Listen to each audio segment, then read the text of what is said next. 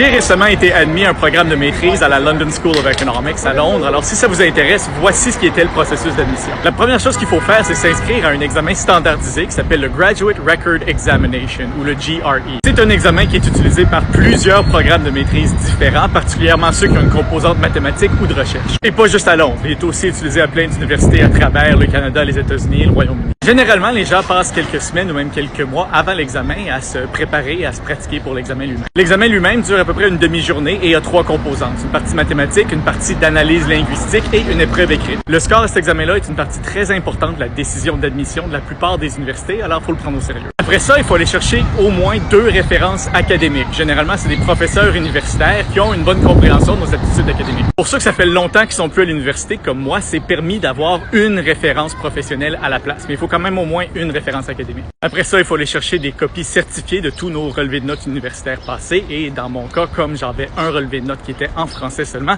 il fallait que je le fasse traduire en anglais. Finalement, il faut qu'on prépare nous-mêmes un CV de 2 pages et une lettre de motivation. La lettre de motivation est supposée faire elle aussi à peu près 2 pages et explique pourquoi on était intéressé à étudier dans ce programme en particulier et qu'est-ce qu'on pense qui ferait de nous un bon candidat à l'admission. C'est souvent la partie la plus difficile d'une demande d'admission, plus même que le test standardisé, parce qu'il faut faire preuve d'une bonne introspection, d'une bonne compréhension du programme, bien se vendre, et tout ça sans qu'il y ait des barèmes ou des règlements très clairs autour de ce qui doit rentrer dans la lettre de motivation. Tout ça rentre dans le portail web des demandes d'admission de l'école, et évidemment, il y a des frais à payer à l'école. Après ça, on attend. Ça peut prendre jusqu'à 8 semaines, le temps que le comité d'admission analyse un dossier. Moi, ça m'en a pris 6, et après, on reçoit la réponse, oui ou non. Pour moi, ça a pris à peu près 9 mois entre le début de ma préparation pour l'examen et ma réponse finale. Alors, si c'est quelque chose qui vous intéresse, prenez-vous d'avance.